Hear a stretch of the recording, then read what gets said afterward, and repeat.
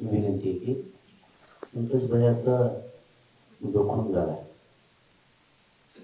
धनु भैया तुमची या कुटुंबाला गरज आहे, लक्षात ठेवा. हा लढा जिंकायचा आपल्याला. आम्ही सगळे सोबतच आहे. तुम्ही या टोकाचा निर्णय घेऊ नये म्हणून आम्ही तावत पडतो. हे बघा, ज्यावेळेस कळालं ना त्यावेळेस काळजाचं पाणी पाणी झालं. ज्यावेळेस ती ब्रेकिंग झाली की आत्महत्या करणार म्हणजे हे साधं नव्हतं. त्यामुळे तुम्हाला कुटुंब भावाला न्याय पण द्यायचा. तुमच्या गावानं ते दुःख बघितलं, ते गाव अपेक्षा करत. एक गोष्ट खरी आहे की तुम्ही हे दुःख कधीच नाही विसरू शकणार. तुम्हाला ते धरावं लागणार आहे, दंड बनावं लागणार आहे, कारण ही न्यायाकडे न्यायचं. तुम्ही फक्त आत्महत्या नका करू, एवढंच माझं म्हणणं होतं. म्हणून मी धावत पडत आलो. कारण हे आजचं आंदोलन नव्हतं. हे आत्महत्या करायची म्हणजे साधा विषय नव्हता. सगळं राज्य ढवळून निघाले. पुरं राज्य एकदम रोषात आलंय आता. कारण शेवटी त्यांनी भाऊ गमावलाय, त्याचा भाऊ न्यायासाठी फिरतोय आणि त्याच्यावर आत्महत्या करायची जर वेळ आली तर हे राज्याला कानाला ऐकावं सुद्धा वाटत नाही, अशी आजची घटना आहे. हे साधा सोपा विषय नाही. एखादं आंदोलन असलं ठीक, आत्महत्या हा शब्द येतो त्यावेळेस पायाखालची सगळी जमीन सरकून जाते. त्यामुळं संतोष भाईला न्याय द्यायचा आहे. लढाई लढायची, संघर्ष प्रवृत्ती जिंकायची सुद्धा. राहिला विषय धनंजय भैयाने आणि त्या देशमुख भैयाच्या कुटुंबियांनी केलेल्या मागण्याच्या बाबत आज फडणवीसांना सांगणं आहे की तुम्ही यांचे ज्या मागण्या त्या खऱ्यानंच मनावर घेऊन मागे करा. तुम्ही देशमुख कुटुंबाशी दुजाभाव नाही करू शकत त्या गुंड आरोपीसाठी, कारण तुम्ही आरोपी नाही सांभाळू शकत. तुम्हाला देशमुख कुटुंबीय सांभाळायला लागेल. त्यांच्यावर झालेला अन्याय त्याला वाचायला पडावे लागणार आहे. याला मुख्यमंत्री मानलं जातं. मुख्यमंत्र्यांनी गुंडाच्या टोळीला संरक्षणाची भिंत घालणं ही योग्य भूमिका आहे. मुख्यमंत्र्यांनी विधानसभेत आणि धनंजय कुटुंबीय भेटलं त्यावेळेस त्यांनी शब्द दिला की खंडणीतले आणि खुनातले हे आरोपी एकच, त्यांना कोणाला सोडलं जाणार. म्हणून देशमुख कुटुंबियांनी विश्वास ठेवला आणि त्याच विश्वासावरती मराठा समाज राज्यातला शांत आहे. त्याच शब्दावर माझं जाहीरपणानं मुख्यमंत्र्यांना म्हणणं आहे, आता खाली म्हणून उपयोग नाही राहिला. बहुतेक खालच्या तपास यंत्रणेचे हात बांधले की काय अशी शंका आताच यायला. त्यामुळे आता ही सगळी सर्वस्वी जबाबदारी आता मुख्यमंत्र्यावर टाकावी लागणार आहे. इथून पुढचे सगळे यश अपयश दोष हे मुख्यमंत्र्याकडेच राहणार आहे. बहुतेक तपास यंत्रणेचे यांनी हात बांधले की काय अशी शंका 100% येते. म्हणून यांना माहिती पाहिजे तपासाच्या संदर्भातली, ती त्यांना पूर्ण SIT कडून, CID कडून आणि पोलीस प्रशासनाकडून आजच देण्यात यावी. नंबर 2 चा मुद्दा त्यांचा की जे खंडणीतले आरोपी आहेत, कारण खंडणीमुळेच खून झालेला आहे. कारण हा काय उलटा प्रकार नाही, हे सरळ सरळ विषय. आणि तुम्ही तर मुख्यमंत्री आहे. जर सामान्य शेतकऱ्यांना हा विषय कळतो की पैशाची मागणी केली, खंडणीची मागणी केली म्हणून खून केला, हे जर सर्वसामान्य शेतकऱ्याला कळतं तर तुम्ही अनेक वर्षापासून प्रशासनाच्या अनुभवातले मुख्यमंत्री, तुम्हाला जर एवढी गोष्ट कळत नसली की खंडणीमुळेच खून झाला, खंडणीतल्या आरोपीला सुद्धा 302 मध्ये घेऊन मोका लावला पाहिजे. तुम्ही जर त्याला मोकळं सोडणार असाल तर कुटुंब धीर सोडणार नाही तर काय करणार? कुटुंब दुसरं काय करणार? जर ज्या खंडणीमुळे खून झालाय आणि त्याच्यावरती मोका लागत नाही, त्याला 302 मध्ये घेतलं जात नाही, तर कुटुंब धीर सोडणारच ना. आणि ही बातमी जशी बाहेर पडली तसं राज्य आणि राज्यातले लोक पुन्हा दौडून येतात. लोक मुख्यमंत्री साहेब एखादे विद्यार्थी सुद्धा आता, कारण तुमचं पाऊल चुकीचं पडायला लागलं. जोपर्यंत तुमचं पाऊल चुकीचं पडत नव्हतं तोपर्यंत हा समाजही शांत होता आणि कुटुंब पण शांत होत. ही सत्य परिस्थिती आहे. तर तुमचं पाऊल चुकीचं असं पडायला लागलं मुख्यमंत्र्याचं की तुम्हाला त्या हे कोणतरी त्यांचा धरलेला आहे की बंगार पिलावला आवला गेलं. ती दुसरी आहे की जे मोबाईल पुढे फेकून गेला. ही बंगार पैदास यांनी मोबाईल फेकून दिला आणि यंत्रणेला 1.5 महिना झाला तरी मोबाईल सापडत नाही. किती मूर्खपणाचं लक्ष नाही. तुम्हाला मोबाईल सापडत नाही त्याला सोडून काढा, ते सगळं सांगत. आणि त्या मोबाईल मध्ये बहुतेक खूप जणांचे पुरावे आहेत. तेव्हा तो मोबाईल फेकून गेला. याच्यात बरेच घुटणार आहेत. म्हणजे मी काय सांगतो की मुख्यमंत्र्याचं पाऊल चुकायला लागलं. याचा अर्थ असा की तुम्ही आरोपी वाचवायला लागला अशी आता शंका यायला लागली. जो खंडणीतला आरोपी तुम्ही वाचवायला लागला याचा अर्थ या राज्यातल्या लोकांनी जनतेने असं समजायचं का मुख्यमंत्री साहेब आता की जो खंडणीतला आरोपी आहे तो तुमचं सरकार चालवतो, तुम्हाला पण स्वतः चालवतो. मोदींपेक्षा मोठा लागला की काय हा की ज्याला तुम्ही आरोपी करू शकत नाही 302 मध्ये? कोणचं राजकारण चालवलं तुम्ही? कोणचं सरकार चालवायला लागला तुम्ही की तुम्हाला 302 मध्ये एक भंगारवाड्या नाल्याची जात ती भंगारकी, त्याला तुम्हाला साधं 302 मध्ये घेता येत नाही. संयम सुटण्याचं कारण सांगतो. आज एक आत्महत्या करायचं म्हणतात. आमची अस्सा लाभला नाही, आम्ही अन्याय नाही सहन करू शकत म्हणून आमचाही संयम सुटायला लागला. शब्द सुद्धा आता त्याच पद्धतीचे पडणार आहे. या कुटुंबाचा धक्का लागला ना, देशमुख कुटुंबाला, फडणवीस, तर तुम्हाला सांगतो आम्हाला सुद्धा मराठीमध्ये हे ध्यानात ठेवा. तुम्ही जर चुकीच्या दिशेनं तपास केला, यंत्रणेचा गैरवापर करून, आणि देशमुख कुटुंबातल्या एकाही माणसाला जर त्यांच्या जीविताला काही झालं, आरोपी जर सुटला, तर धनंजय मुंडेची टोळी तिचं जगणं मुश्किल करेल. कारण आपल्याला संयम नाही. आणि एकदा जर डोकं खराब झालं, आम्ही सुद्धा मराठी, तुम्हाला जर राज्याची विद्रोह करायचा आता मुख्यमंत्र्यांनी ठरविला असेल तर मराठ्यांचा आमचा नावेला, त्याला नावेला हे काय ते थोडंफार इकडे तिकडे गवत उरल्यासारखे. एकदा जर आमचा संयम सुटला तर अवघड होणार. कारण तुमची मगरुरी, माज आणि मस्ती हे जिरवायचं काम सरकारचं असतं, फडणवीसांचं असतं. ते जर कुटुंबाला गोड बोलून मुंबईला बोलून देत आहेत, आश्वासन देत आहेत, शब्द देत आहेत, आणि ते जर पुरं करत नाही, म्हणजे तुम्ही गोड बोलून असं करायला लागले की कुटुंबाला एक बोलायचं. आणि त्या भंगार पिलावळी म्हणजे ती आरोपी, या सगळ्या पिलावळीला सोडायचा तर प्रयत्न करायला लागले.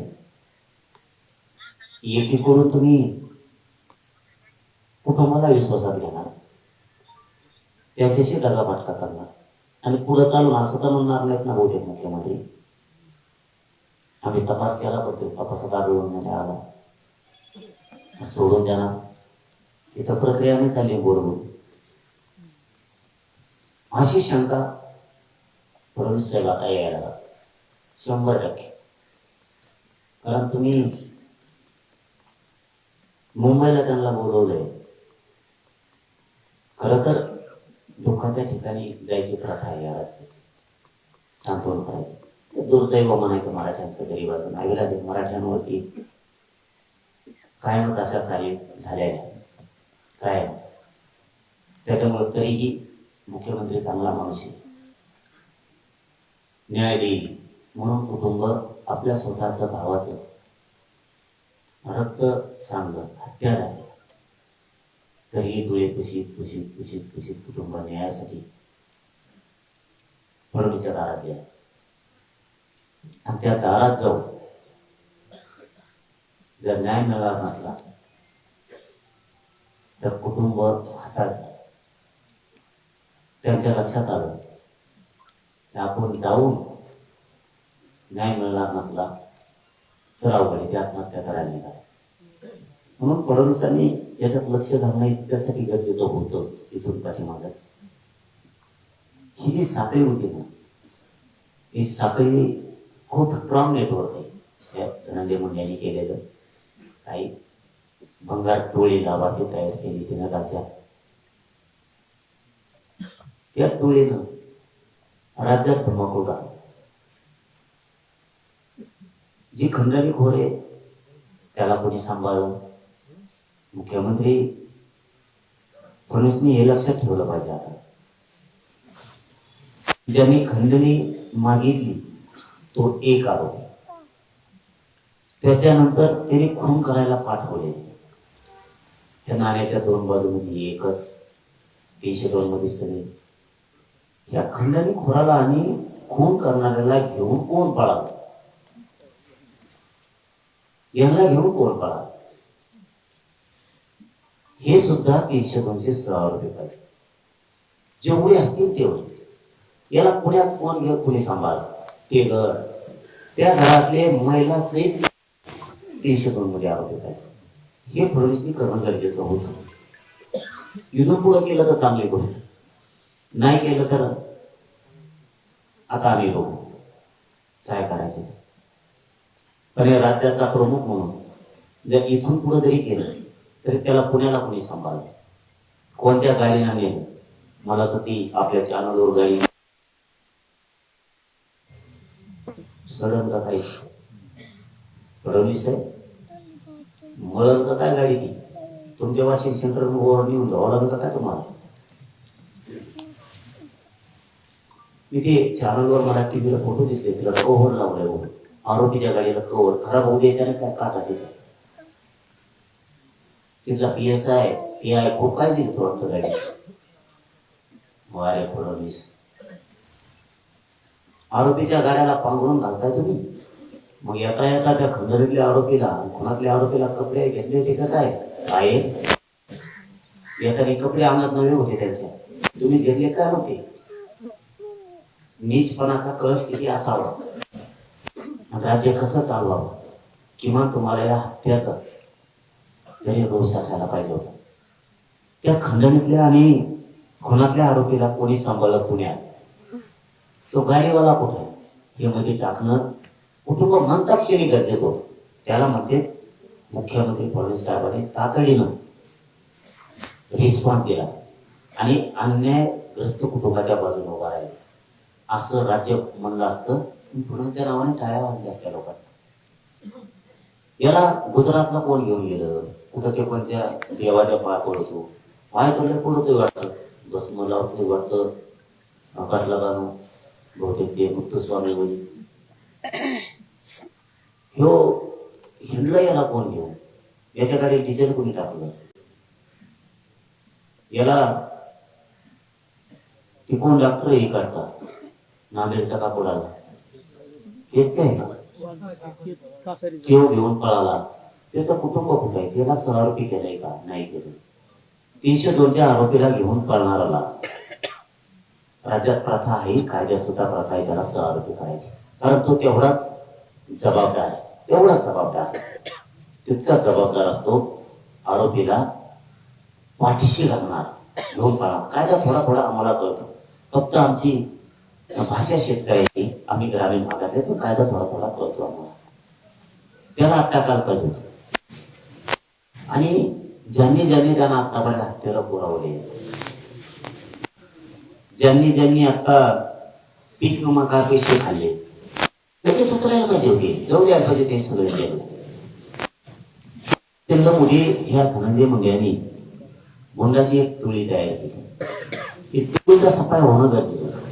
त्यांच्या जातीला कोणी नाही बोलत, त्यांच्या जातीला कोणी बोलत नाही, बोलायचे कारण बी नाही. आणि आयुष्यात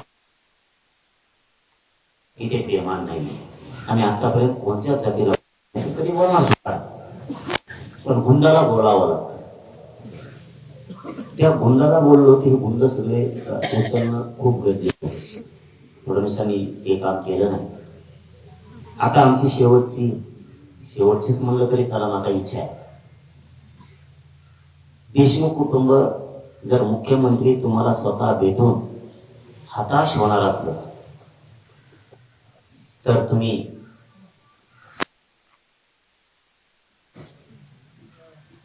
तुम्हाला भेटून त्या कुटुंबात जो धीर यायला पाहिजे होता तो धीर नाही. तुम्हाला भेटल्याच्या नंतर त्या कुटुंबात एक असा धीर यायला पाहिजे होता की ती वैष्णवी असो, त्या वैष्णवीला वाटायला पाहिजे होतं माझ्या बापाला 100% न्याय मिळणार. त्या लेकीनं ते ठोकून सांगायला पाहिजे होतं या मुख्यमंत्र्याच्या शब्दावर. हे काम सरकार म्हणून मुख्यमंत्र्यांनी करणं अपेक्षित असतं.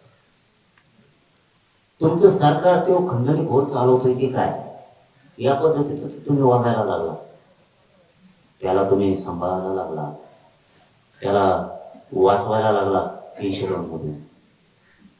हे असले मुख्यमंत्र्यांनी ताबडतोब ऍक्शन घेऊन त्यांच्यावरती सगळे मोक्यासह 302 सगळे लागू केले पाहिजे. त्याला म्हणते राज्यात शांतता ठेवणं, राज्याला न्यायाच्या उंबरठ्यावर नेऊन ठेवणं, याला मुख्यमंत्री म्हणलं जातं. लोक टाळू फोडतात न्यायासाठी. परभणीचं प्रकरण टाळू फोडतात न्यायासाठी आणि तुम्ही दाखल करीता. तुम्ही हसण्यावर नका, मुख्यमंत्री असून सरकार असून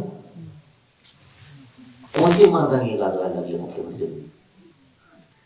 एक तुमच्या राज्यातल्या आदर्श सरपंचाचा खून झाला, मुद्दा पडला आणि लागा नसल्यासारखं तुम्ही डबल गेम खेळायला लागलात की काय अशी शंका येते आम्हाला. का एकीकडून तुमच्या सरकारमध्ये असणाऱ्यांना सांगायचं हो मी कुटुंबाशी गोड बोलतो, तपास चालू आहे म्हणायचं, आणि एकीकडून ते आरोपी पण सोडून द्यायचे, आणि दुसरीकडून कुटुंबालाही सांगायचं की तपासात तो आढळून आला नाही. जर या कुटुंबातला काही कुणाला झालं, जर आरोग्य सुटलं ना, धनंजय मुंडेची टोळी जगणं मुश्किल करू आम्ही, जगणं मुश्किल त्याचं. तुम्हालाही सोपं जाऊ द्या, राज्य एका त्यांच्यात बंद पडून टाकी. तुम्ही आमचा संयम सुटून देऊ नका. एवढ्यात का पुढं काय घेऊन दिले त्या पैदाशी खून करून गेले, तिथे विरोधी करायला नेऊन दिल्यात मग कळालं मला. मुख्यमंत्री परत तुम्हाला बोलल्यावर राग येते. वाघांनी तिथं कोण काढू धनंजय देशमुखांना धमकी द्यायला पोलीस स्टेशन मध्ये गेलता, तेच घेत रागाचा काय घेऊन घ्यावा. तिथल्या PSI ठेवून घेतल्या जाऊन.